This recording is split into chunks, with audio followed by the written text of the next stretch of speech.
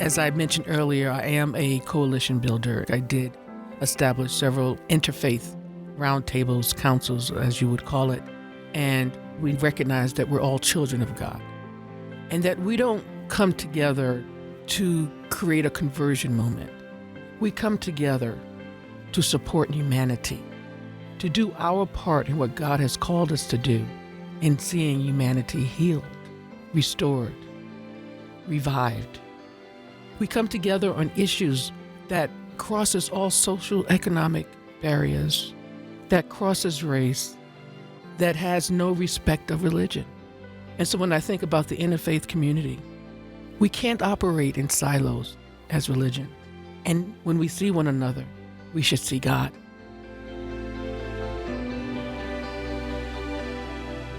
This is Sarah Jane Weaver, Executive Editor of the Church News, welcoming you to the Church News Podcast.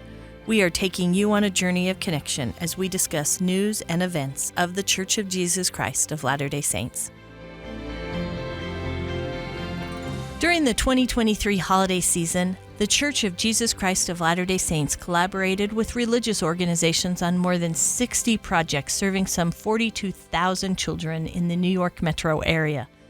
One of the many leaders lending support to this interfaith partnership is the Reverend Que English, who has said that this alliance is a model for how we come together to bring hope in a divided world. Reverend Dr. English is a member of the Commission of Religious Leaders in New York and has served as the director for the Center for Faith-Based and Neighborhood Partnerships at the U.S. Department of Health and Human Services since 2021. Previously, she served as the deputy director of faith-based initiatives for the governor's office in the state of New York. She is the wife of Reverend Que English, the senior pastor of Bronx Christian Fellowship in Bronx, New York. We are delighted to welcome her to the Church News Podcast today, as she is known for her passion to empower, train, and educate. I'm so glad to be here with you today. Thank you so much for having me. Well, I feel like our brief introduction of you did not do you justice. Is there any way you can just share with our listeners something else about yourself that you think is important? Yes, I do. I think, coming from the streets of New York, I've always been a grassroots movement person. And when I say that, when I think about the atrocities that were facing us during my time in New York, from human trafficking, domestic violence, criminal injustices, I've always found myself at the forefront of combating these atrocities. And so even prior to serving in government, I launched the first people of color and survivor-led organization to combat human trafficking and domestic violence in New York. I've also formed numerous interfaith coalitions and worked strongly and intentionally with those that were justice involved, particularly our youth that needed mentoring and help. So I was very intricate in that movement in New York and seeing justice served on that end too, and seeing what more we can do to keep our young boys and young girls out of prison. So I think outside of government, I did a lot of movement on the streets, I would say, of New York. And I used to get arrested at times on Martin Luther King Day as we fought injustices against what I felt mattered to the heart of God. And you are such a influential leader in New York and a great, great friend of the Church of Jesus Christ of Latter-day Saints. It has been one of the really remarkable privileges of my life to have had limited association with you as I have written about the church. And so let's actually jump back to where we started this podcast and talk about this project between the Church of Jesus Christ of Latter-day Saints and other faith-based religions or organizations in New York City that was aimed to help children at Christmas time. It was a powerful, powerful movement that the Church of Jesus Christ of Latter-day Saints led in New York. And when I think about it, it was nothing short of bringing light in such dark times and bringing hope to so many that needed it. When we gathered in New York just to commemorate before the launch itself, to see so many people who cared come together, I don't think anyone had a dry eye in the house as we thought about the impact we were going to have as we served children. When you think about children, we have to think about what they're going through during these dark times as well.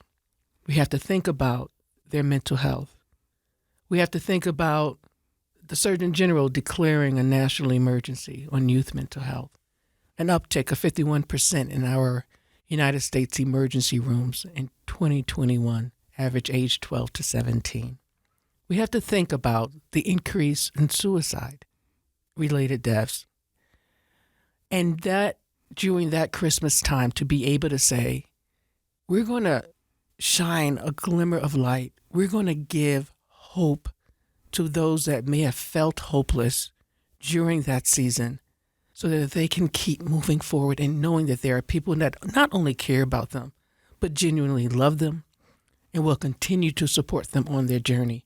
Sometimes they just needed a hug. Sometimes they just needed a smile, an embrace, and yes, of course, the amazing toys and coats, which we decided as a house of worship to do. Coats to not only those that were underserved, but coats also to those that had parents that were incarcerated. And so this movement with the church is a very important movement, and it's important that we do what we need to do for our world together, serving humanity, brightening the corner wherever we go. I have been honored and privileged to work alongside the church. And as I have shared with your Elder Quentin Cook in the past, when I'm in your presence, it's having a Martha and Mary experience on every turn, and it's so beautiful. I don't think I've ever had an encounter with the church where we both haven't shed tears, knowing that we feel the pains, but we also embrace the joy together. And so being able to serve alongside the Church of Jesus Christ of Latter-day Saints has been nothing short of a privilege. Well, and I'm glad that you mentioned Elder Quentin L. Cook, who's a member of the Quorum of the 12 Apostles. He so appreciates interfaith collaboration. He has said on multiple occasions that anyone who feels accountable to God should link arms because together they can lift and strengthen families and societies and communities and ultimately the world.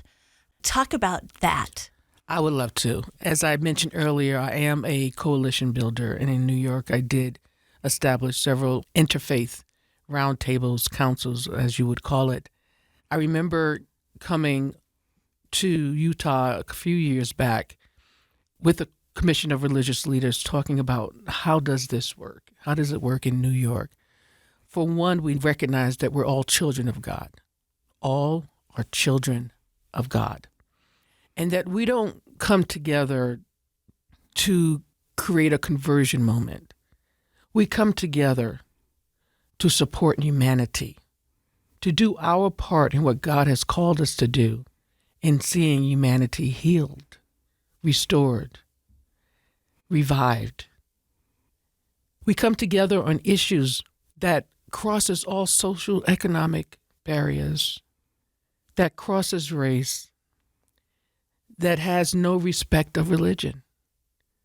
So when we think of the atrocities that are facing our nation, all of us become targets and are susceptible to its demise.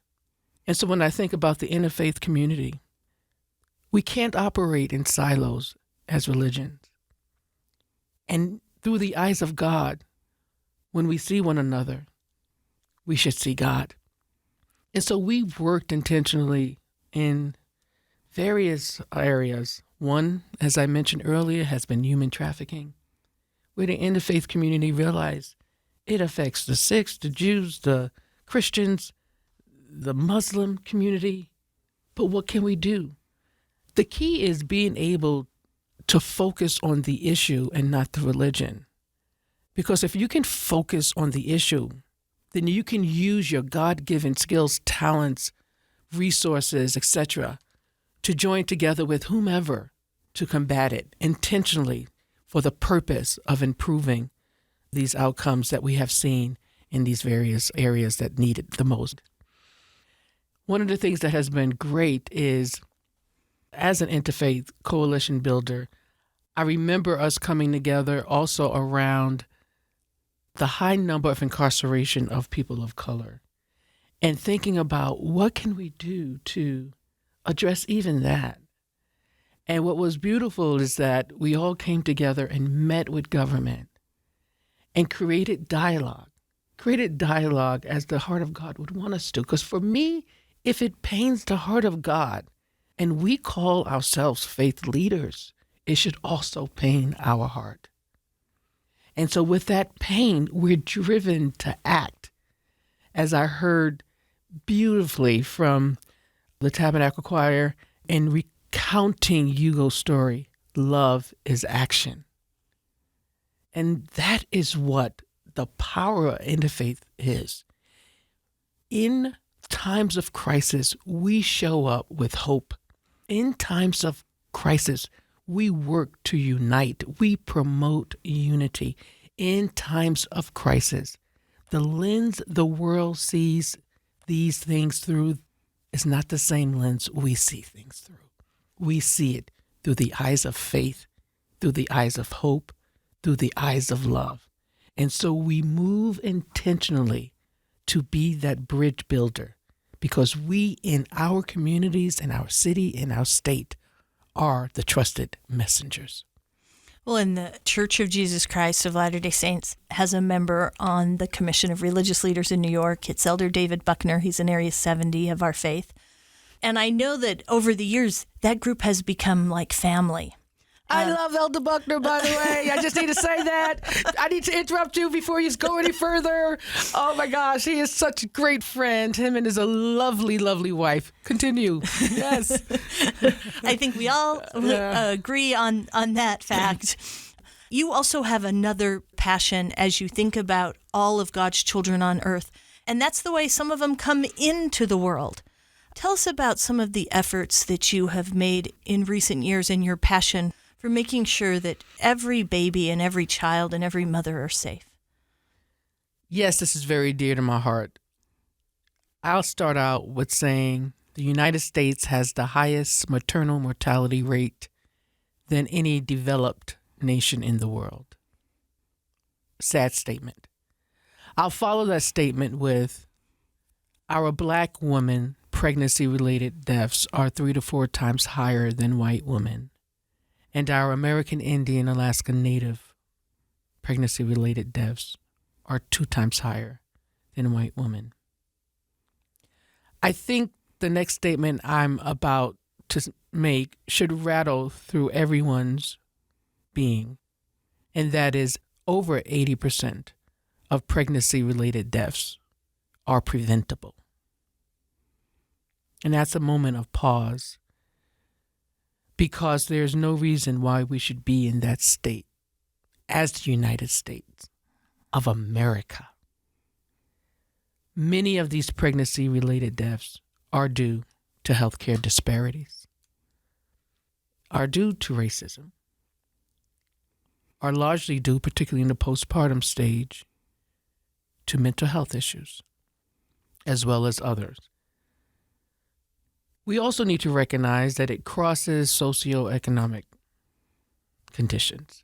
You can be very wealthy or very poor and still experience maternal mortality and morbidity. From Serena, the tennis player who outwardly speaks about it, to the recent death of the Olympian and other Olympians who had suffered morbidity issues, to those that are in areas that are underserved, experiencing the same. So for me, when I hear of these types of atrocities, I think of ways in which we need to think differently on how to improve them. So in my role in government, I am privileged to be able to tour our nation in areas that have high maternal mortality and morbidity rates, and connect pregnant women and postpartum women to services real-time on site that's needed. Not a social media post, not a press release, but going to the community and showing up with who other would call exhibitors, but whom I call the village that these women didn't even know existed. So they're being connected to mental health services, to health care coverage, to support systems such as doulas and midwifery services. And that's where the Church of Jesus Christ of Latter-day Saints come in for us, who has joined us on this journey of improving maternal health outcomes in our nation until the United States become one of the safest places for women to give birth. And they have been with me on this journey from day one. And we are locked arms in arm, because as I remember looking at the fact that even in the 1800s, the women of the Church of Latter-day Saints of Jesus Christ led in midwifery services. And they saw the advantage long before anyone else did of midwifery services in our country and in the world. And so now we too see it, that having a support system improves outcomes for mothers and mothers-to-be. Support system, whether it's a doula or a midwife, their roles improve outcomes for pregnant women, period. It has been proven. So being able to journey with the church has been an honor and a privilege, where they're showing support, as well as other entities that have been joining us in this movement, from World Vision, from Frida Babies, and others. And of course, we could use more support, but just the fact that we are marching in this intentional movement to improve maternal outcomes, I really believe that we are going to see a difference in our numbers in the years ahead as a result of our intentional effort. On our last gathering in Calverton, Maryland, not only were we able to offer the mental health services, vaccinations, and healthcare coverage, but we also had sonograms for the first time. And we were so surprised at the line of women who wanted to know right then and there, how's my baby doing? As we look at 2024, we will continue that. But to know that we are making a difference in the lives of these women is all that matters to me. And my last statement I'm going to make, when we're in Dallas, Texas, a woman walked through the doors and she just burst out in tears. And we ran up to her because I was like, what happened? And she said, I didn't even know this existed for me. She didn't even know. She looked around at the village that was comprised of almost 30 organizations, that even after we went back to our respective homes, those organizations were responsible to make sure that they continued to walk with these women long after we were gone. She said, and I've always wanted a water birth. And right there on site, we were able to connect her to a midwife. Those are the stories that change lives. And those are the stories that says, you're on the right track. Keep doing what you're doing.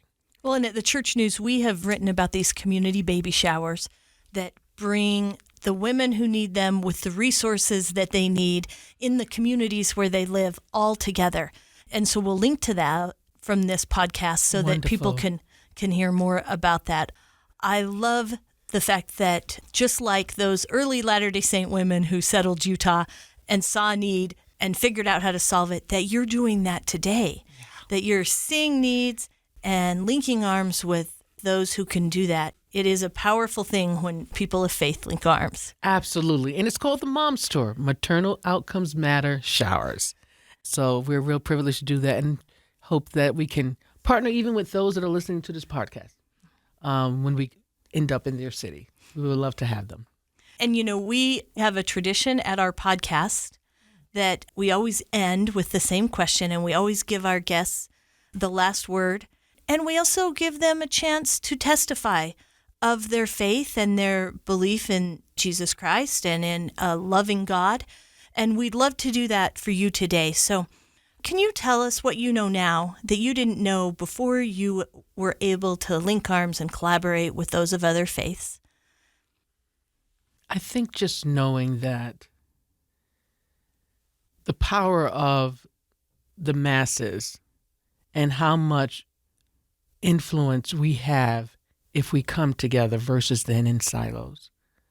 I believe that we don't realize how much power we have as faith leaders and how much influence we really have as faith leaders when we come together for a common purpose, common cause. And I think what I've seen over time is how powerful our voices really are, beyond the invocation, beyond the benediction and the gathering, but how we can make change in government, in community, in state, in our respective houses of worship. We need to embrace that more. And for me, I live by the statement, what saddens you is what you're assigned to heal. What angers you is what you're assigned to solve. That's purpose and destiny kissing. And I encourage everyone to find that purpose, to find that place where you feel, I have to do something about this, and then pursue. And to always remember that as long as there is breath, there is hope. Thank you.